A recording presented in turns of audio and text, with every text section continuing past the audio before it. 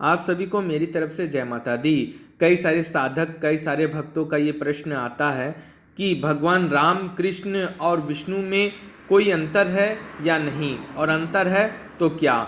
इस बारे में मैं पूरी बात आप सभी को बताने वाला हूं कि भगवान राम, विष्णु और कृष्ण में क्या अंतर है। भगवान राम, कृष्ण, विष्णु में कोई भेद नहीं है, केवल नाम रूप का भेद है। यानी केवल इनके नाम अलग अलग है, लेकिन रूप इनका एक ही है।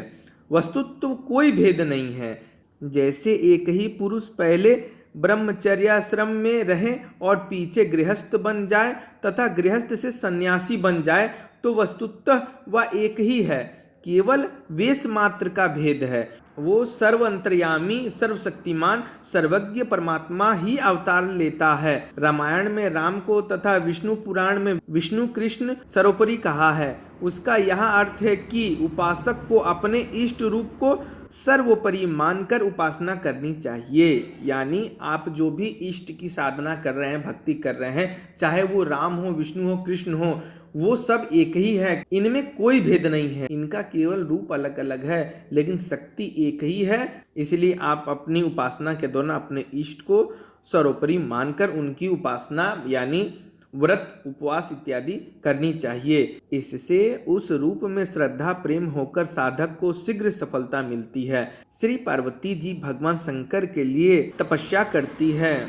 उनसे कहा गया है कि वे शंकर की उपासना छोड़कर विष्णु की ही आराधना करें, किंतु पार्वती जी इससे विचलित ना हुई और अपने इष्ट की आराधना में लगी रही। इससे उन्होंने सफलता प्राप्त की। इसी तरह साधक को अपने इष्ट रूप को ही सर्वोपरि मानकर उनकी उपासना करनी चाहिए। यानी अगर आपको कोई पंडित, कोई पुजारी, कोई ब्राह्मण, चाहे अन्य कोई भी साधक अगर आपको ये मतिभ्रम कर रहे हैं, चाहे ये आपको आज्ञा दे रहे हैं कि आप इस देवी देवता को छोड़कर इनकी आराधना करिए, तो आप उनकी बात कदापि न सुनिएगा।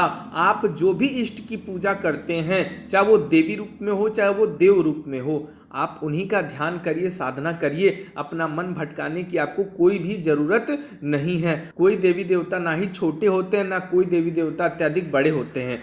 उनका रूप अलग होता है, उनकी शक्तियाँ अलग होती हैं, लेकिन उनका स्वरूप, उनकी शक्ति एक ही होती है। इसी के लिए मैं आप सभी को बता दूं कि अगर आपके मन में राम, कृष्ण और विष्णु में कोई भेद लगता था या अंतर लगता था, तो ये मन में शंका आप हटा दीजिएगा। देवी भागवत में, शिव पुराण में भी साफ साफ लिखित आया है कि भगवान विष्णु और भगवान शिव में भी भेद नहीं करना चाहिए। यानी भगवान विष्णु और शिव में भी कोई अंतर नहीं है। ये भी मैं आप सभी को बताने वाला हूँ। ये नहीं कि राम, विष्णु और कृष्ण ही एक रूप है। भगवान शंकर भी इनसे जुड़े हुए हैं, उनका भी भेद नहीं किया जा सकता है। भगवान विष्णु और शंकर दोनों में कोई भेद नहीं है, वो एक रूप है। बस उन लोग में अंतर है, ये पालन के देवता है, वो संहार के देवता है, यही अंतर है। बाकी इन लोगों में कोई भेद नहीं है।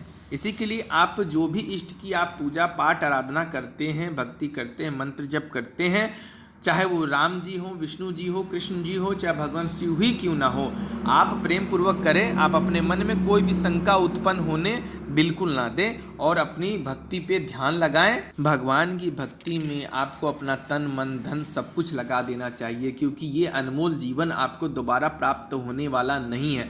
पता नहीं आपको भगवान ईश्वर किस योनि में जन्म दें, इसकी क्या गारंटी है। अगर आपको मनुष्य योनि मिली है तो उसे पूरी तरीके से आप जो है भली भांति उपयोग करें, परमात्मा प्राप्ति के पथ पे अपना कदम बढ़ाएं।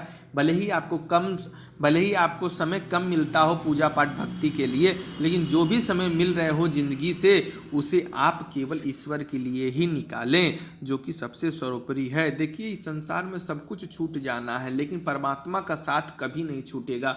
ये बात आप अपने दिमाग में नोट कर लीजिएगा। इसी के लिए जो भी समय बचे आप भक्ति करें, भजन करें, कीर्तन करें, सत्संग करें, मंत्र जप करें, लेकिन आप अपने इष्ट को छोड़कर इधर उधर फालतू की चीज़ों पे ध्यान ना लगाएं। अगर मेरे द्वारा दी गई जानकारी आप सभी को पसंद आई हो तो चैनल को सब्सक्राइब जरूर करिएगा।